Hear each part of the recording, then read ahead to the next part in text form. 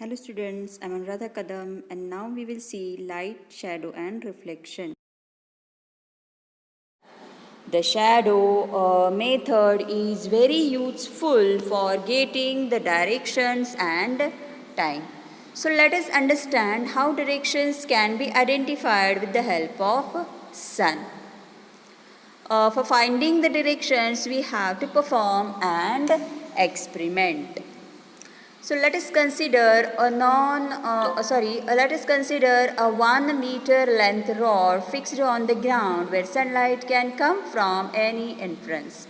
When the sun arises in the morning, mark the spot where the rod casts its first shadow.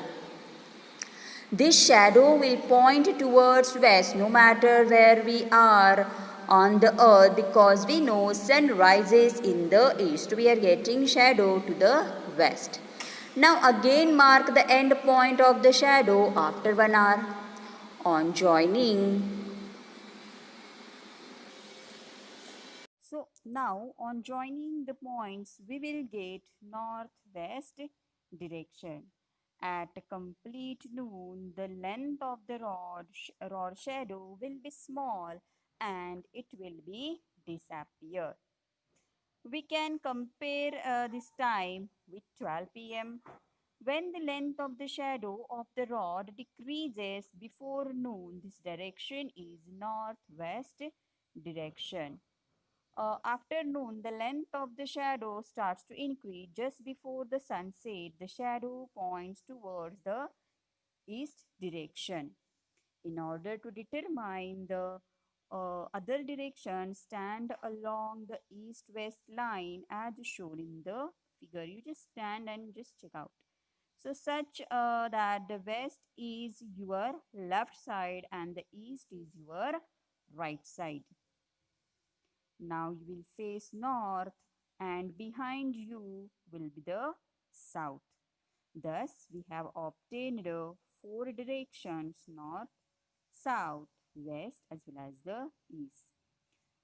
So, from this discussion, we have learned about identifying the directions using shadow. Just take a revision. We can know about the directions by observing the shadow of any object. By observing the shadow, we get to know the three directions, and thus the fourth direction can be easily obtained, which is so just learn something more about the shadow and the eclipse. So when we go out on the sunny day, we observe that our shadow. Uh, can we see our shadow in a dark room? No. We already learned that to cast a shadow, we require the things like the light source, an opaque object, and a screen. If these three required things are there, then a shadow can be cast anywhere. When planet and other celestial bodies also can cast the shadows if these necessary conditions are fulfilled. Best example of this phenomenon is the formation of the eclipse. So you are aware the solar eclipse and the lunar eclipse. In solar eclipse, there is a moon in between the sun and earth, and in lunar eclipse, there is a earth in between the sun and the moon. But they three should be in a straight line. During the solar eclipse, the moon is positioned between the sun and the earth. So here you are able to see how the shadow is formed on the earth, as earth now working as a screen to get this shadow. Now, moon is an opaque object and obstructs the light coming from the sun. Because of this, moon's shadow fall on the earth. Here, earth acts as a screen for the moon's shadow. Whereas during the lunar eclipse, the earth is in between the sun and the moon. Earth obstructs the light from the sun and its shadow is formed on the moon and we cannot see it.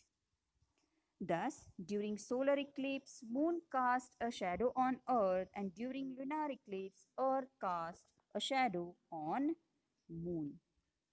Isn't this interesting? So always remember that by just having a source of light, an opaque object, and a screen, shadows can be cast anywhere. But if any one of them is missing, then shadow formation is not possible. So that's all.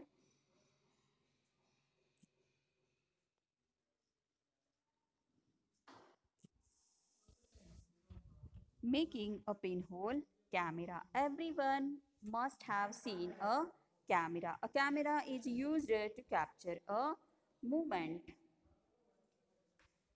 In the photos, we are using the camera to capture the different photos, correct? So then it printed. So yes, then it printed as a photograph to cherish the latter as a memory. Here we will stay a simple, here just we are going to study the simple pinhole camera. A pinhole camera is a simple camera without a lens.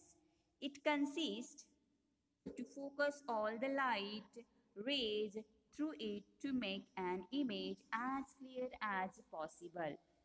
So the image formed by a pinhole camera is always inverted. In the image which is formed by the pinhole camera, means here we have taken the image of a tree, so it is inverted. So let's learn the making of a pinhole camera. Take a small box and punch a small hole on one side of the box. On the other end of the box, cut a square shape. Now, now cover the square opening with a wax paper. Take a camera box to a dim light room and place a pinhole before a lamp. Now cover the box and your hand with a blanket to look at the square opening. An inverted image is formed on the wax paper. Now let us understand the working of pinhole camera. In pinhole camera, the light enters through a tiny hole and propagates in a straight line. An inverted image is formed in the pinhole camera because the light rays coming from the top and the bottom of the object intersect at the pinhole. Therefore, an upside down or inverted image is formed in the pinhole camera. So just take a look. A pinhole camera is a simple camera that does not have a lens, unlike an ordinary camera.